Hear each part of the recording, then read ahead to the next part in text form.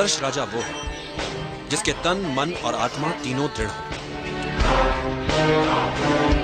तीनों दृढ़ क्यों? यदि राजा तन से दुर्बल हुआ तो ना संभाल पाएगा अपनी सेना को, ना सीमाओं को। और यदि उसका निर्बल और अस्थिर हुआ मन, तो पराजित होता रहेगा वो अपनी ही चिंताओं से।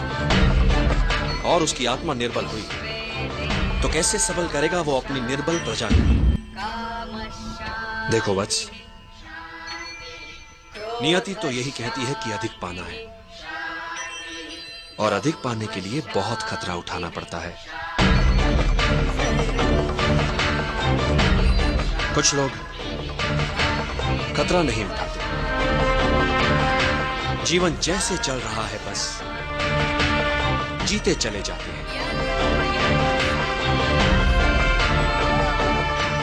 पर जो प्रगति करना चाहते हैं, ऊपर उठना चाहते हैं, जो कुछ उनके पास है उसे दांव पर लगाने से नहीं डरते। संभावना है कि हार जाएंगे, कुछ ना कर पाएंगे, पर ये जो कुछ कर दिखाने का प्रयास है, यही उन्हें औरों से अलग बनाता है। भले ही वे हार जाएं,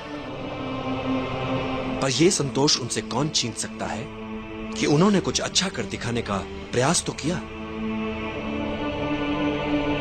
वैसे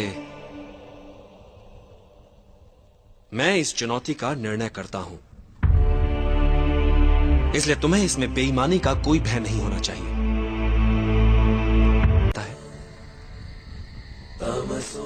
मैं क्या छीन सकता हूं इससे, ये तो तुमने देख लिया, पर मैं इसे क्या दे सकता हूं, ये नहीं देखना चाहोगे। मां से दूरी का दुख सहकर यदि ये तक्षशिला में भावी मगधपति होने की योग्यता प्राप्त कर लेगा, तो कितनों के दुख मिटाने वाला बन सकता है ये। कितनों के काम, कितनों का भला, क्या कुछ नहीं कर सकता ये। और फिर अखंड भारत का सम्राट बन गया तो अपने साथ साथ अपनी मां का नाम भी इतिहास में अमर कर देगा। ये सुख भला मिल सकता है हर किसी को? नहीं, पर समय से पहले व्यर्थ काल्पनिक सोच मूर्खता होती है वत्स। अभी इसकी तीसरी परीक्षा हुई कहां है, उसे तो हो जाने दो।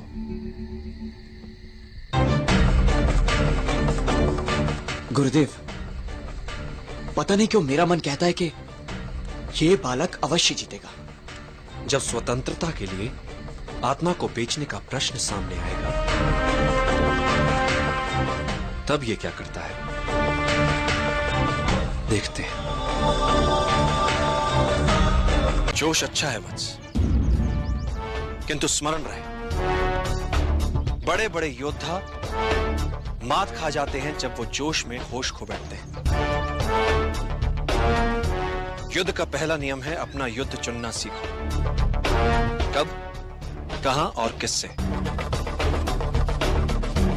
युद्ध नीति कहती है कि वार सदैव अवसर देखकर ही करो। मुक्ति तो शीघ्र ही मिलेगी चंद्रगुप्त, किंतु ध्यान रहे, एकाग्रता बनी रहे। कठिन पथ पर चलने पर कई बार धैर्य टूट जाता है, हृदय विचलित होने लगता है, और कई बार तुम स्वयं से प्रश्न पूछ बैठोगे,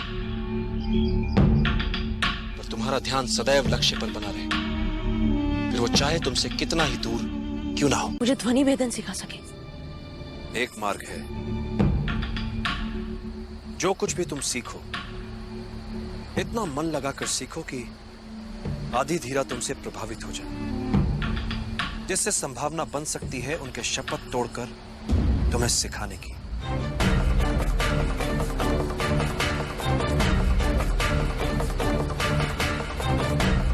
ये सब तुम पर निर्भर करता है। यदि तुम एकाग्रचित हो सको, अपने शरीर के साथ साथ अपने मन पर भी अधिकार कर लो, तो एक साधारण शरीर भी असाधारण कार्य कर सकता है, चाहे जितनी पीड़ा हो। यदि तुम्हारा मन उस पीड़ा को माने ही ना तो। इतिहास में ऐसे कई वीरों के विवरण हैं जिनका सर धड़ से अलग हो गया, किंतु वो युद्ध में लड़ते रहे, रक्त की अंतिम बूंद तक लड़ते रहे। उन योद्धाओं को गौरवान्वित करो, बता दो उन्हें कि अब तुमने संभाला है उनका उत्तरदायित्व। निद्रा भोजन भोग भय, ये नर पशु समान, ज्ञान अधिक इक नरन में, ज्ञान बिना पशु जान। चंद्रगुप्त, पृथ्वी पर कई जीव मनुष्य से अधिक शक्तिशाली थे। गाय, बैल, शेर, हाथी सभी मनुष्य से अधिक बलवान थे, किंतु राज किसने किया पृथ्वी पर? मनुष्य ने। कैसे? बुद्धि से। तुम्हें भी बुद्धि से लड़ने वाला योद्धा बनना है चंद्रगुप्त। यदि तुम अपने लक्ष्य को पूरी एकाग्रता से प्राप्त करना चाहोगे तो आत्मिक बल वो कर दिखाता है कि साधारण लोगों को यह असंभव लगता है। एक महान योद्धा की क्या पहचान होती है चंद्रगुप्त? जो ही वो युद्ध में जीते, विजय उत्सवों में अपना समय गंवाए बिना अगले लक्ष्य को प्राप्त करने की योजनाओं में लग जाए। वीर यात्रा पिछले 15 वर्षों से आज तक इस यात्रा को कोई पूरा नहीं कर पाया, किंतु तुम्हें यह यात्रा सफलतापूर्वक पूरी करनी है चंद्रगुप्त। इनमें और तुम्हारे कवच में क्या अंतर है?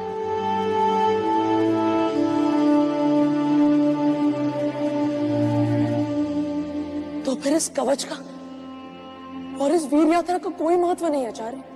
मूल्य यात्रा का है, यात्रा में मिली वस्तु का नहीं। मैं कुछ समझा नहीं आचार्य। यही समझाने के लिए मैंने तुम्हें यहां बुलाया है चंद्रगुप्त। व्यक्ति को जब आगे बढ़ना होता है तो सबसे पहले वो अपना लक्ष्य तय करता है, और जब वो व्यक्ति लक्ष्य की ओर बढ़ता है, राह पर निकल पड़ता है,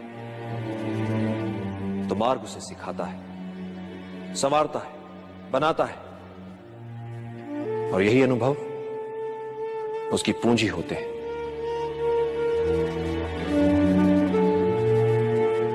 मार्ग पर चलकर लक्ष्य तक पहुंचा जाता है, और मिलने वाली वस्तु मात्र सांकेतिक उपलब्धि होती है चंद्रगुप्त। वास्तविक उपलब्धि होती है मार्ग में मिली सीख। राह में आई हर अड़चन को सुलझाते सुलझाते जो वो हो जाता है, वो यात्रा से पहले वाले व्यक्ति से बड़ा व्यक्ति होता है। इसलिए जितनी दुर्गम होगी यात्रा, उतना ही निखरेगा व्यक्ति। जैसे विजय यात्रा पर जाने से पहले तुम घबरा रहे थे, तुम्हारे भीतर झिझक थी, तुम्हें नहीं लगता था कि तुम दल का नेतृत्व कर पाओगे, तुम्हें यह भी नहीं लगता था कि तुम हर बाधा को पार कर पाओगे, किंतु तुमने ये सब किया, और जो किया उस उपलब्धि का प्रतीक है ये कवच। किंतु क्या ये कवच तुम्हें अजय बनाएगा? नहीं चंद्रगुप्त, ये कवच एक वस्तु मात्र है। महत्वपूर्ण है इस कवच के पीछे छुपा विश्वास।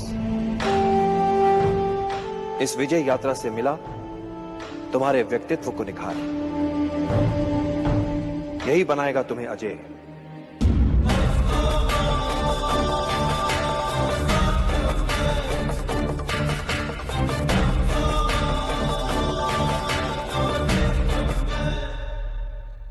आचार्य, तो क्या अब मैं अपनी मां को छुड़ाने जा सकता हूं?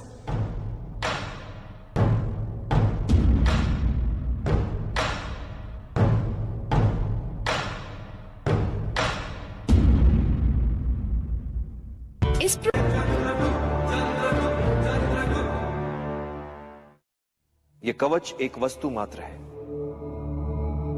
महत्वपूर्ण है इस कवच के पीछे छुपा विश्वास।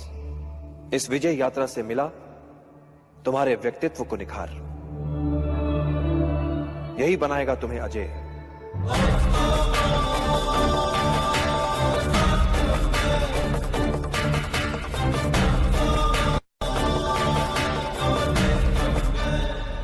कवच के लिए जो कथाएं प्रचलित थी वो सारी मिथ्या। किनकी थी वो कथाएं? उन महान योद्धाओं की जिनकी महानता ने उनके कवच तक को इतिहास बना दिया। तो बड़ा कौन? वो कवच, वो व्यक्ति, या वो योद्धा, या वे कार्य, वे महान युद्ध जिनसे वो इतिहास में अमर हो गए।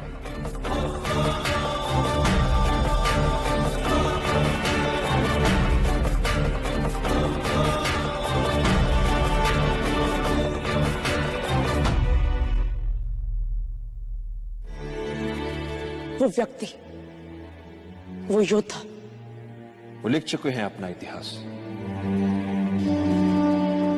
तुम्हें अपना इतिहास अभी लिखना है। जीने की इच्छा ही हमारी शक्ति है। जब जीने की सच्ची चाह मन में हो तब मृत्यु को कठिन ही नहीं असंभव मानो। मात्र जीवन, जीवन और हर मूल्य पर जीवन। यदि मन में इसके अतिरिक्त कुछ ना हो तो दुर्बल से दुर्बल व्यक्ति भी साहसी बन सकता है। तुम ये कह सकते हो कि यह लड़ाई तुम्हारी नहीं है। कि कौन सी लड़ाई लड़ सकते? अपनी या उनकी जिन्हें तुमसे अपेक्षा है, जो निर्बल है? चंद्रगुप्त, जब व्यक्ति के समक्ष दोराहा आता है, जब एक मार्ग चुनना होता है, तब उसका चुनाव दर्शाता है कि वो क्या है, कैसा है। छोटा है, बड़ा, अपने लिए सोचने वाला है या अपने से पहले औरों के लिए सोचता है। तुम्हारे मन और तुम्हारी आत्मा के चुनाव का है। निर्णय कर कि तुम अपनी मन की सुनोगे या अपनी अंतरात्मा। वैसे भी चंद्रगुप्त, जीवन में जब भी कोई निर्णय एक बार कर लो तो पलट कर मत देखो, क्योंकि पलट पलट कर पीछे देखने वाले इतिहास नहीं बनाते। इन सभी गांव वालों के प्राण जा सकते थे। असफलता से सीखना आवश्यक होता है चंद्रगुप्त।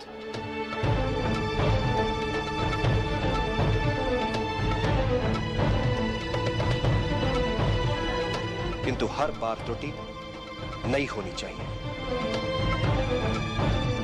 यदि तुम त्रुटि दोहरा रहे हो तो समझ लो कि कोई चूक अवश्य हो रही है।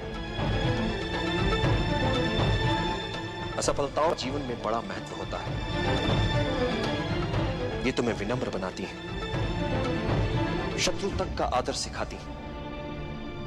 बस असफलताओं से सीखने की चाह होनी चाहिए। इस असफलता को भी सीखने का एक और अवसर मानो। इस असफलता से मुझे क्या सीखना चाहिए आचार्य? जब भी कोई योजना बनाओ और यदि वो सफल हो जाए तो क्या उससे बाहर कैसे निकलोगे? इस पक्ष को सदैव याद रखो। नेतृत्व क्या होता है? शत्रु या विपरीत परिस्थितियों के प्रति मन में उनका सम्मान होना। एक अच्छा राजा वो नहीं जो आक्रमण करना जानता है। एक अच्छा राजा वो है जिसे पीछे हटना भी आता है, पुनः संगठित होने के लिए समय जुटाना भी आता है। पीछे हटने में कोई लज्जा नहीं। अगले दिन नए उत्साह से लड़ पाओ। यही तुमने आज किया चंद्रगुप्त। गुरुकुल का हर पाठ होता है पूर्व निर्धारित, हर प्रश्न भी, हर प्रश्न का सही उत्तर भी। पढ़ाने से पूर्व जानता है गुरु कि उसे क्या पढ़ाना है, और विद्यार्थी के पास हर समय उपलब्ध होते हैं ग्रंथ। किंतु जीवन में कुछ भी पूर्व निर्धारित नहीं होता, न प्रश्न न उत्तर, न सहायता के लिए गुरु न ग्रंथ। जीवन में हर प्रश्न के एक से अधिक संभावित उत्तर, उचित उत्तर चुनना है बिना किसी सहायता के।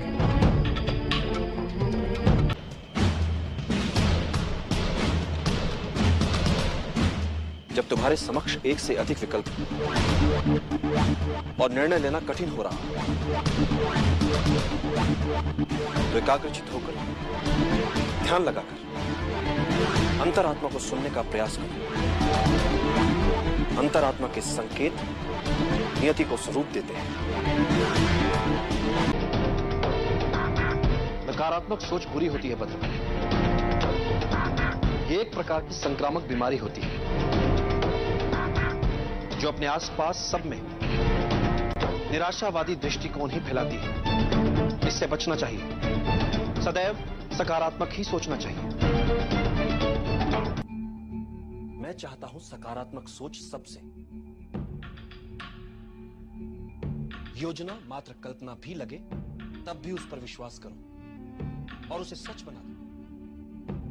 हर बड़े कार्य से पहले उसका सपना देखा जाता है और फिर उसे मूर्त रूप दिया जाता है। मात्र इच्छा शक्ति, बस यही एक मूल मंत्र है हर सफलता के पीछे।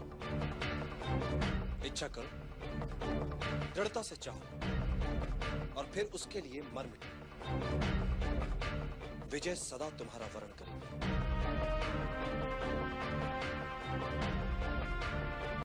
बच सकते हैं। अति बुद्धिमान क्या होता है? सामान्य बुद्धि चातुर्य से कुछ अधिक। संकट में बुद्धिमान नहीं, वो बचेगा जिसमें अनुकूलन की क्षमता अधिक हो, जिसने स्वयं को परिस्थितियों के अनुरूप ढाल लिया हो। वही संकट से बच पाएगा और यही सार्वभौमिक नियम है।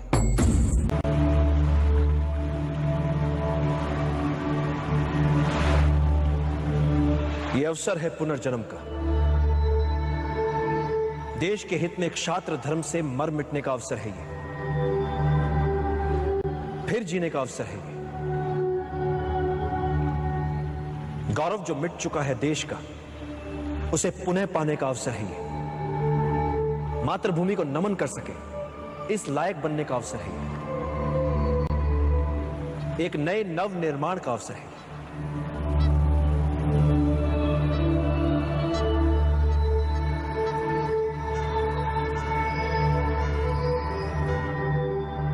निर्णय आपको लेना है। चाहे तो आप सब अपनी पराजय के साथ जीवन भर सर झुकाकर पशुवत जी सकते हैं, या फिर अपनी मातृभूमि के लिए अपना सर्वस्व न्यौछावर करने के महाअभियान में मेरा साथ दें। मेरा सदा पराजय की अनित्यता में विश्वास रहा है। अनित्य होती है पराजय। व्यक्ति चाहे तो फिर से प्रयास कर सकता है विजय के लिए।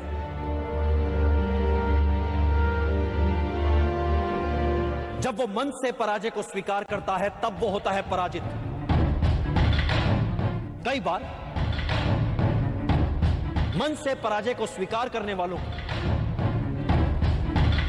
हार से हताश होने वालों को इस बात का पता ही नहीं होता कि जब उन्होंने साहस छोड़ा तब वो विजय के कितने निकट थे। हर पराजय विजय यात्रा के मार्ग में आने वाली एक अनुभव मात्र होती है। ऐसा अनुभव जो हमें कुछ और सिखाता है, हमारी कमियां हमें बताता है, हमें विजय के और निकट ले जाता है। इसलिए यवनों से मिली पराजय को भुला दीजिए। आइए मिलकर एक बार फिर हम सब एक और प्रयास करते हैं। मिलकर किया हुआ प्रयास कभी व्यर्थ नहीं जाता। मिलकर आज हम अपने देश का एक नया इतिहास रच सकते हैं, एक नया समाज गढ़ सकते हैं, नियति के लिखे तक को बदल सकते हैं। आज हमारे समक्ष जो अवसर है, ऐसा अवसर भाग्यशालियों को ही मिलता है।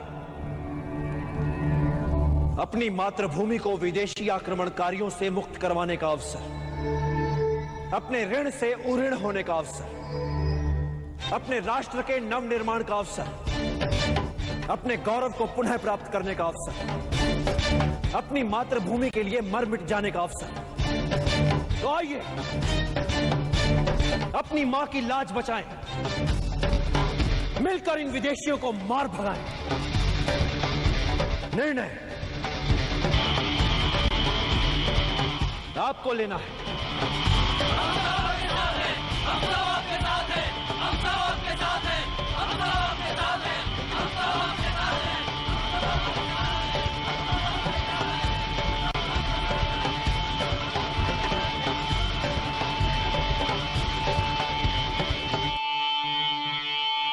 योजना में मात्र लक्ष्य निर्धारण महत्वपूर्ण नहीं होता। महत्वपूर्ण होता है वो प्रयास जिससे लक्ष्य प्राप्त किया जाता है। चिंतित ना हो, 99% यही संभावना है कि महाराज पुरु और कैलिस्थनीज दोनों असफल ही होंगे।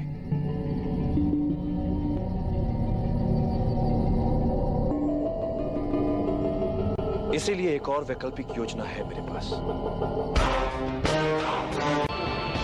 क्रोध के उन्माद में नहीं होता है समस्या का निदान, किंतु शांत चित्त हर समस्या का हल ढूंढ सकता है। एक बात सदैव स्मरण रखना चंद्रगुप्त, कोई भी नियति जनित समस्या मानवीय क्षमताओं से बड़ी नहीं है। समस्या मात्र इतनी सी है कि अधिकतर लोग कठिनाइयों को केवल देखते रह जाते हैं, किंतु कुछ लोग कठिनाइयों के बीच रहकर भी अपने लक्ष्य को प्राप्त करने की क्षमता रखते हैं। इतिहास में केवल उन्हीं का नाम लिखा जाता है जो विषम से विषम परिस्थितियों में रहकर भी अपने लक्ष्य को दृष्टि में रखकर दैनिक समस्याओं में बिना उलझे लक्ष्य प्राप्ति के मार्ग में आने वाली कठिनाइयों को समूल सुलझा लेते हैं।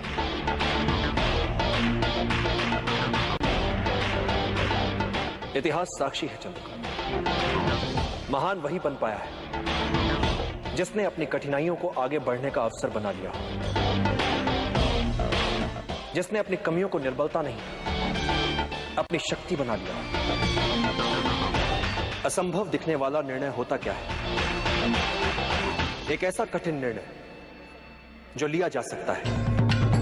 इसलिए चाहे जितना असंभव लगे, निर्णय लो, क्योंकि समस्या को अनिर्णय से खींचोगे तो समस्या तुम्हें खा जाएगी। निर्णय लेने में साहस करो, फिर देखो इतिहास तुम्हारा नाम कैसे अमर बना देता है। एक सरल नियम है चंद्रगुप्त, समस्या तुम्हें समाप्त करे उससे पहले समस्या को समाप्त कर दो, जड़ से मिटा दो, ताकि वो अपना सर ही ना हो, ताकि वो अपना सर ही ना हो, ताकि वो अपना सर ही ना हो। सबसे बड़ा शस्त्र मनुष्य की बुद्धि और उसका विवेक होता है। एक बुद्धिमान योद्धा अपने बुद्धि, चातुर्य और विवेक से किसी भी युद्ध में विजयी हो सकता है, फिर परिस्थितियां चाहे कितनी ही विषम क्यों ना हो।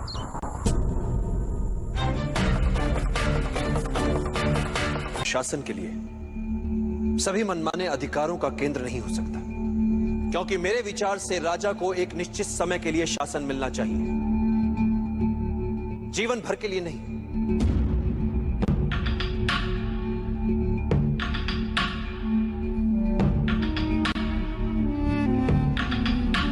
इसलिए एक राजा को अपने लिए, अपने परिवार, अपने वंश की महिमा के लिए या अपने साम्राज्य की मान सम्मान प्रतिष्ठा के लिए समय नहीं गंवाना चाहिए।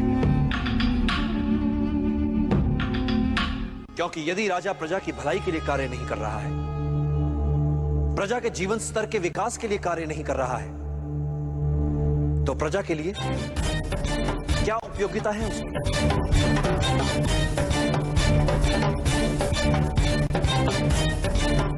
मैंने तुमसे कहा था ना कि चाणक्य बहुत गुणी है।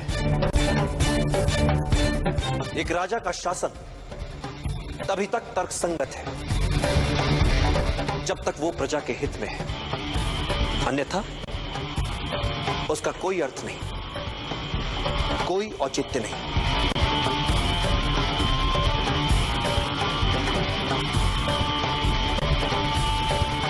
तो फिर आपके विचार से एक राजा की सही भूमिका क्या होनी चाहिए? एक राजा को सबसे पहले अपनी प्रजा के लिए सुशासन स्थापित करना चाहिए। एक मूल मंत्र है, बहुजन हिताय, बहुजन सुखाय।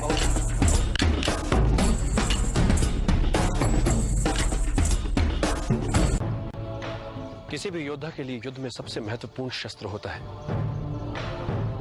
गति। किसी भी योद्धा के लिए युद्ध में सबसे महत्वपूर्ण शस्त्र होता है गति। शत्रु की शिथिलता का अपनी गति से लाभ उठाओ, अनपेक्षित शैली अपनाओ, उसके असुरक्षित भाग पर आक्रमण करो। आमने सामने के युद्ध में शत्रु की गति को पहले समझो और फिर चौंकाने वाली गति से उसे पराजित कर दो। कुछ महत्वपूर्ण बातें और परिस्थितियों के अनुकूल शीघ्रता से ढल जाओ, यही विजय की कुंजी है। और युद्ध में मृत्यु के लिए सदा तैयार रहो। जिस घड़ी तुम्हें लगे कि अब कोई मार्ग नहीं बचा, उस समय उनका स्मरण करो जिनके लिए तुम जी रहे हो। नहीं पाता, मैं जब भी कोई योजना बनाता हूं तो उसकी सफलता को लेकर संशय मेरे मन में भी रहते हैं। मैं योजना की परिकल्पना को अनुभव और अंतर्दृष्टि के साथ सोचे समझे संभावित संकटों का ध्यान रखते हुए कार्य में लाने का प्रयास करता हूं। किंतु कार्य की सफलता योजना, भाग्य और अंतरात्मा के स्वर के मिले जुले असर से तय होती है। कार्य की सफलता में इन तीनों की बराबर की भूमिका होती है।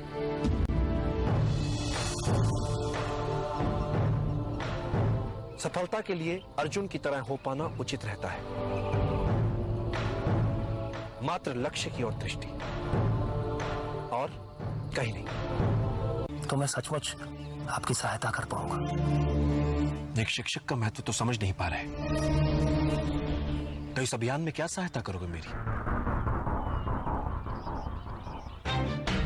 माना कि एक साहसी योद्धा एक युद्ध जीतकर दिखा सकता है, किंतु एक शिक्षक किसी साधारण जन को उस युद्ध को जीतने के योग्य बना सकता है।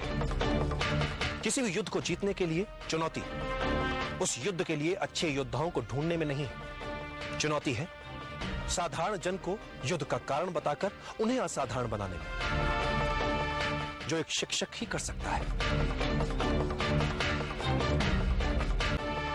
तुमसे बिना कोई मूल्य लिए एक सीख देता हूं जिसकी मुझे लगता है आवश्यकता भी है तुम्हें। अपने विचारों को वश में रखो, क्योंकि यही तुम्हारी वाणी बनेंगे। अपनी वाणी को वश में रखो, क्योंकि यही तुम्हारा कर्म बनेगी। अपने कर्मों को वश में रखो, क्योंकि यही तुम्हारी आदत बनेंगे। अपनी आदतों को वश में रखो, क्योंकि यही तुम्हारा चरित्र बनेगी। और अपने चरित्र को वश में रखो, क्योंकि इसी से तुम्हारा भाग्य बनेगा। और सुखदा, उन्हें कैसे जगाया जाए आचार्य? एक निराशावादी को हर अवसर में एक कठिनाई दिख जाती, और एक आशावादी को हर कठिनाई में एक अवसर दिख जाता। भाग्य के सभी अवसर हमारी आत्मा में सुषुप्त अवस्था में होते हैं। तुम्हें बस उचित समय की प्रतीक्षा करनी है। मैं किसी युद्ध में उलझना नहीं चाहता, किंतु मगध जैसे साम्राज्य में यदि हम उनसे बिना लड़े अपने आप को बचा नहीं पाए, ऐसे में मगध से सीधे युद्ध के अतिरिक्त हमारे समक्ष और कोई विकल्प नहीं बचता। इस युद्ध का सबसे बड़ा संकट, सबसे बड़ी समस्या है हमारे अंदर बैठा भय, अज्ञात से भय जो अतार्किक है, क्योंकि अज्ञात जैसी बात होती ही नहीं है। बातें मात्र कुछ समय के लिए हमसे छिपी हुई हो सकती हैं, कुछ समय के लिए हो सकता है कि हम उन्हें समझ न पाए, तो इससे भय क्यों पाले मन? ये तो संकेत है इस बात कि चलो शत्रु के सामर्थ्य के बारे में और जानो, और जानो, और जानो। अपने हर संशय, हर दुविधा को एक और रख दो चलो। कभी किसी और के लिए जीने का प्रयास मत करो, किसी और की दृष्टि में अच्छा बनने की चेष्टा मत करो। हम अकेले आए हैं, अकेले ही जाएंगे। जैसे कर्म करेंगे वैसे ही फल पाएंगे। जो बीत गया उसे भूल जाओ, जो कर रहे हो उस पर विश्वास रखो, जो होगा उसकी चिंता छोड़ दो। बस तुम्हें मात्र अपने कर्म करने, पुरस्कृत करने का कार्य नियति का है, करेगी। अच्छे कर्म अच्छे ही फल लाते हैं।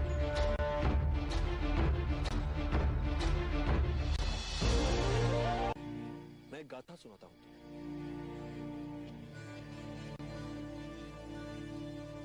एक बार मार्ग में एक विषैला बिच्छू देखा जो नदी के पानी में डूब रहा था।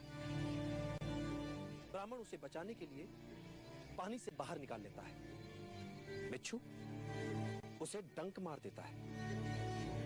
ब्राह्मण को पीड़ा से तड़प उस बिच्छू को छोड़ना पड़ता है, जो पानी में फिर से जाता है। उसे मरता देख ब्राह्मण उसे पानी से बाहर निकाल लेता है। बिच्छू फिर से उसे डंक मार देता है। ब्राह्मण के निकट खड़े शिष्य ने विस्मित होकर उससे पूछा, गुरुवर, आप इतने ज्ञानी हैं, ये जानते हुए कि बिच्छू की प्रवृत्ति डंक मारने की है, आप उससे खेल रहे हैं।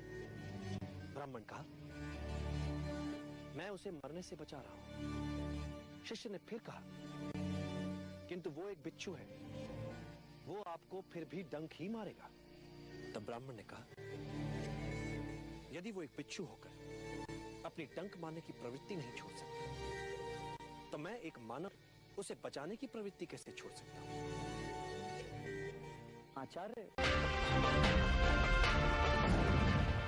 आचार्य, आप सदैव यूं खुले में साथ साथ पैदल घूमने को इतना महत्व क्यों देते हैं? पृथ्वी, आकाश, वन, मैदान, झील, नदियां, पहाड़ और सागर, ये सब हमारे श्रेष्ठ शिक्षक होते हैं। हमें इनसे पुस्तकों से भी अधिक सीखने को मिलता है। बस हमें सचेत होकर इनके बीच घूमने की आवश्यकता होती है। दूसरे सब जब युद्ध में आकंठ डूबे हो, तब तुम्हारा अपने वातावरण को लेकर ज्ञान तुम्हें ऐसे अस्त्र शस्त्र प्रस्तुत कर सकता है जिसकी तुम कल्पना भी नहीं कर सकते। और जब तुम बचने के लिए छटपटाते हो, तब तुम्हारा ये प्रकृति का ज्ञान तुम्हारा रक्षक बन जाता है। मैं कुछ समझा नहीं आचार्य।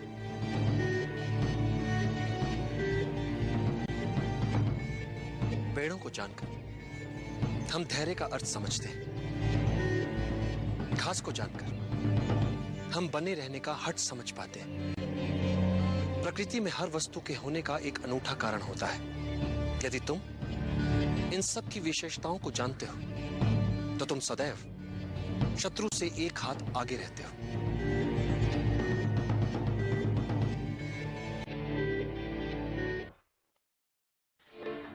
पसीने की एक बूंद बहुत सा व्यर्थ का रक्तपात बचा सकती है। कोई भी बड़ा कार्य करने के लिए मात्र उचित योजना ही आवश्यक नहीं है, उस योजना में संपूर्ण आस्था की भी आवश्यकता होती है। योजना यदि अच्छी है तो उस अभियान को पूरा करने वाले निर्णय भी अच्छे होंगे। इसलिए गुणीजन कह गए, अच्छी योजनाएं असंभव दिखने वाले स्वप्नों को भी जीवंत बना सकती।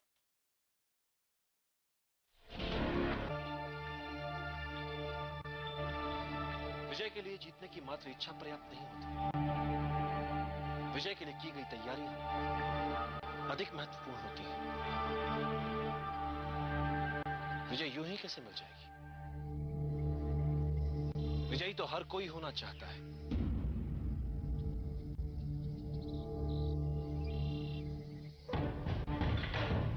किंतु विजयी होने के लिए हर कोई समुचित तैयारियां नहीं करता। जीतने के लिए की गई तैयारियां जीतने की इच्छा शक्ति को और दृढ़ करती हैं। एक बार युद्ध आरंभ हो गया तो जीतने के लिए तैयारियों का समय बीत जाता है। चलते युद्ध में आप युद्ध करेंगे या उसे जीतने के लिए आवश्यक तैयारी? युद्ध के लिए की गई तैयारियों का अंतिम चरण मात्र होता है, जिसका निर्णय उसके लिए की गई तैयारियों द्वारा ही निर्धारित होता है। इसलिए विजय के लिए आवश्यक है विजय के लिए की गई तैयारियां। एक बार जीतने के लिए ढंग से तैयारियां कर ली तो फिर विजय निर्विवाद हो जाती है। युद्धों के निर्णय सैनिकों की संख्या से नहीं निकलते।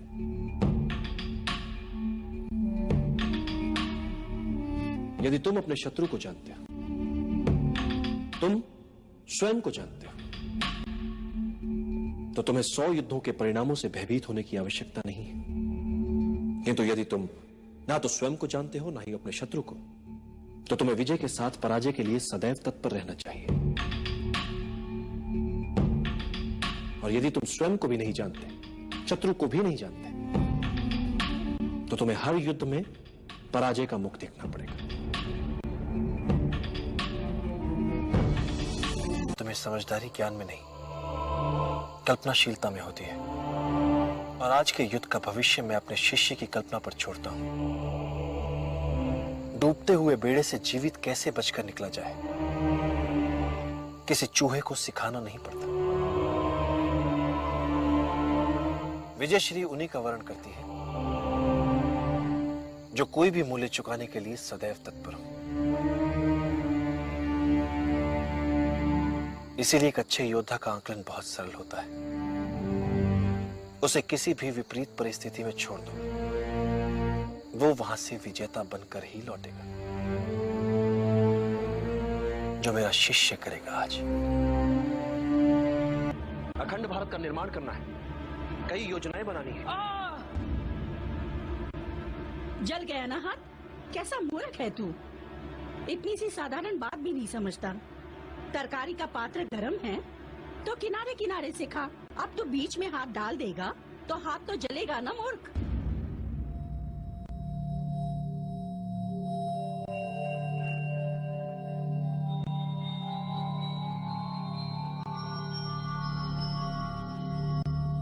साधु,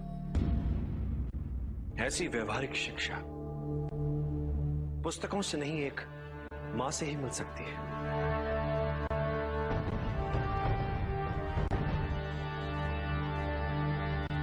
अब समझ आई मुझे मेरी भूल। सीधे पाटलिपुत्र में हाथ डाल दिया। हाथ तो चलना ही था। पहले आसपास परिधि के क्षेत्रों में डालना चाहिए था हाथ। किंतु हम अपनी असफलताओं से सीखेंगे।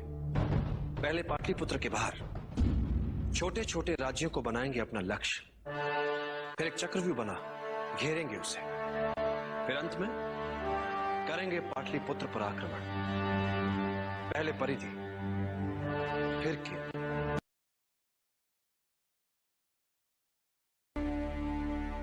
एक राजा को सदैव बुद्धि से शासक और मन से साधारण प्रजा का हितैषी बने रहना चाहिए। राजा वो व्यक्ति होता है जिसे बहुजन के हित में सामाजिक संतुलन बनाए रखने के लिए चुना जाता है। प्रजा ही अपने लिए एक राजा को चुनती है। इसलिए एक सच्चा राजा वो होता है जो अपनी प्रजा के हितों के उत्तरदायित्व का वहन करता है। उसके लिए प्रजा की सेवा और सम्मान उसके जीवन से अधिक प्रिय होते हैं। उसके लिए कठिन और अपेक्षित कार्य अपनी साधारण प्रजा में से किसी सर्वश्रेष्ठ को चुनना नहीं, अपितु उन साधारण व्यक्तियों में से किसी एक को सर्वश्रेष्ठ बनाना होता है।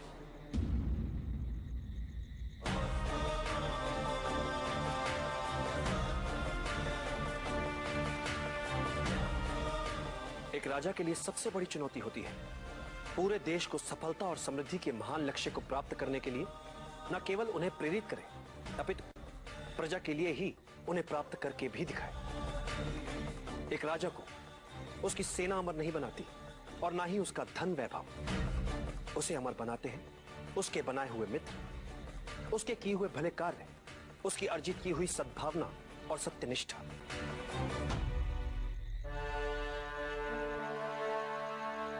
एक योग्य राजा कभी अपने शत्रुओं से नहीं डरता, अपितु शत्रु स्वयं एक राजा से डरते हैं। और एक कुशल राजा वो है जो इसी डर का अपने लाभ के लिए प्रयोग करने में सक्षम होता है। और बुद्धिमान राजा वो है जो राजा का कर्तव्य निभाते हुए भी ये कभी नहीं भूलता कि वो एक साधारण व्यक्ति ही है, जैसा कि प्रजा में एक साधारण व्यक्ति होता है।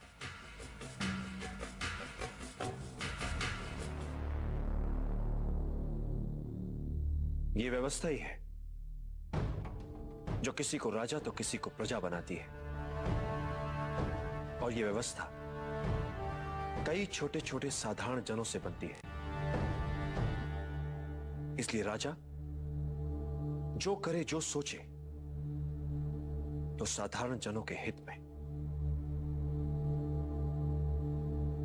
प्रजा का विश्वास और समर्थन एक साधारण राजा को असाधारण, शक्तिशाली और लोकप्रिय राजा बनाता है। और जब भी राज सिंहासन पर बैठो, एक बात सदैव याद रखो, जब तक बहुजन हिताय बहुजन सुखाय वाली नीति पर नहीं चलोगे, सिंहासन पर बने नहीं रह पाओगे। राज सिंहासन की शक्ति लोकहित में छिपी है। अन्याय और भ्रष्टाचार पर टिका राज्य नहीं चल सकता।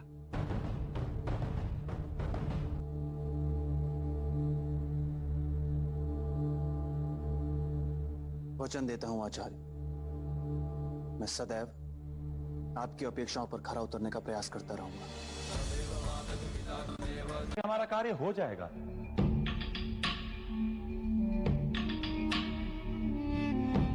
हर महान जीत के मूल में होता है लगातार सचेत रहना, हर संभावित समस्या का पहले से आंकलन कर पाना।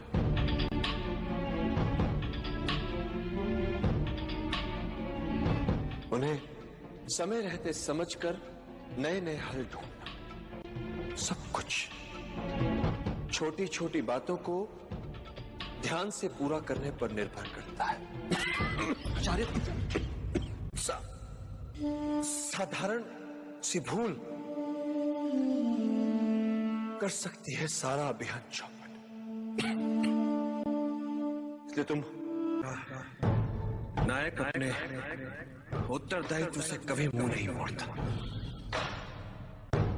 जैसे सफलता का सारा श्रेय अभियान के नायक को जाता है, वैसे ही एक सच्चे नायक को असफलता का सारा श्रेय अपने सर लेकर ये मानना चाहिए कि उससे भूल हुई है, त्रुटियां हुई है। जिस नायक में अपनी पराजय स्वीकार करने का साहस नहीं है, उसे नायक कहलाने का कोई अधिकार नहीं।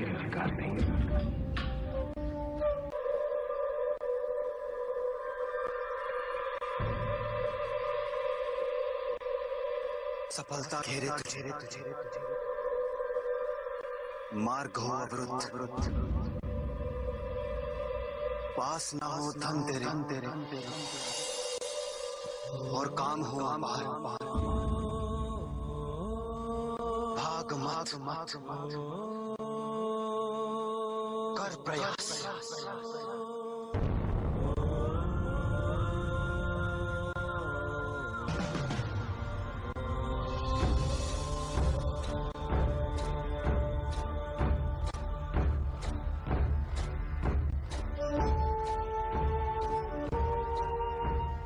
चाहे तू हंस किंतु आंखें होना भाग मत कर प्रयास। रात ही दिन निकलेगा फिर सूरज दूर क्षितिज पार भाग मत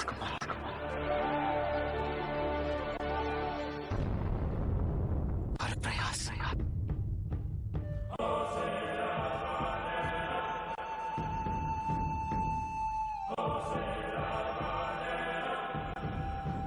पीड़ा ही सुख है।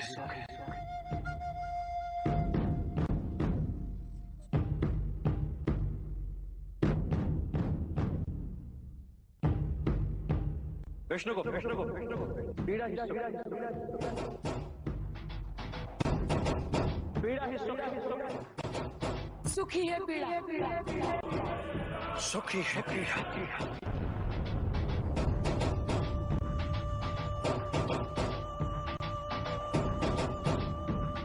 हार ही जीत ही है हार।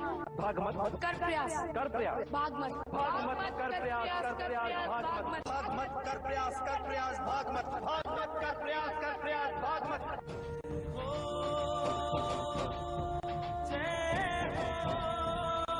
हार ही जीत है, जीत ही है हार। भाग मत कर प्रयास भाग मत कर प्रयास भाग मत।